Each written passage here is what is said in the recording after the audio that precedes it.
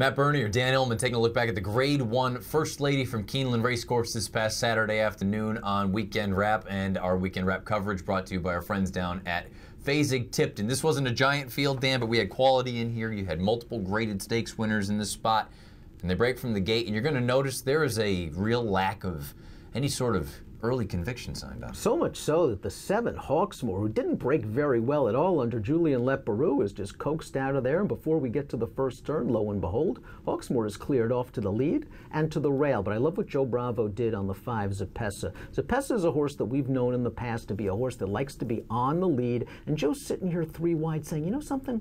Hawksmoor's out there on an easy lead. Let's get closer and let's try to save a little bit more ground. And right here, he gets Zapessa into the key spot. You're going to see him quickly make up that ground, close that gap, gets right up on Hawksmoor. You see the opening quarter, 24 and a shade under, 24 and 3. They get a half mile and 49 flat.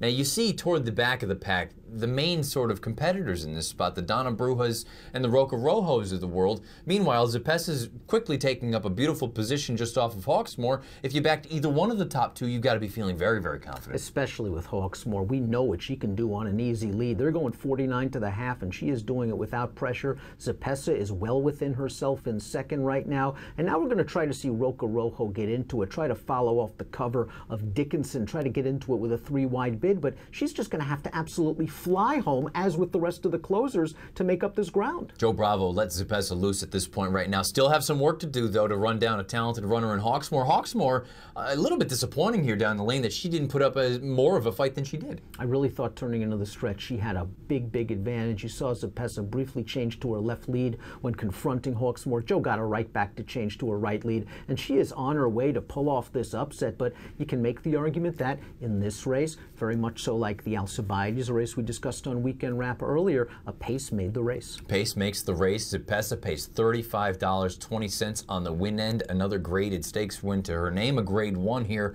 in the First Lady. Hawksmoor, who's your pace setter, runs second, $6 to place. Roca Rojo up against it from a pace standpoint, rounds out your tri-pace, $2.80 on the bottom end. Zapessa, she, again, earns a 100 buyer speed figure. She's a grade 1 winner.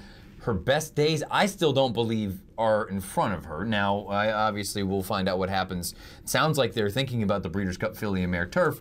I know the 1 1/8 is within play, but I don't think she's still the same horse that she once was. I think that her last 2 races, though, show that she is slowly getting back into form. The race at Kentucky Downs, where she made the classy Miss Temple City work, and then this race right here, where she gets the very valuable Grade 1 win. The Breeders' Cup Filly and Mare Turf, 1 1/8, I think, works to her advantage. I think if this race was going to be longer, 1 1/4, they wouldn't go there. They've tried those longer distances with Zapessa, but she is a mare that does very, very well at middle distances. I'd expect to see her in the Breeders' Cup Filly and Mare Turf. I think it's a tough spot for her. Just to put it all into perspective about the pace and how slow they actually went, all of the top 5 runners came home sub 23 seconds for the final quarter, and the horses that were way up against it from a pace standpoint, they would have had to just fly home to win. And they did. They came home in 22 flat, and it still wasn't enough to make up all that ground. Hawksmoor, are we at the point now where you look at it and say she needs a little bit of cut in the ground to really do her best? I think it's helpful. This is a disappointing loss, though, whether it's firm or whether it's yielding.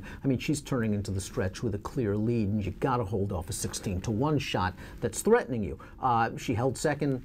That's good for her connections, that's good for the bank, but it's not good for me if I want to bet her next time out. Roca Rojo, Donna Bruja, they're both up against it from a pace standpoint. Tactically, just had way too much to do. Dickinson, a very disappointing effort. Dickinson, Mike Beer was absolutely correct in the stakes previews. I wanted to give her another chance in this race.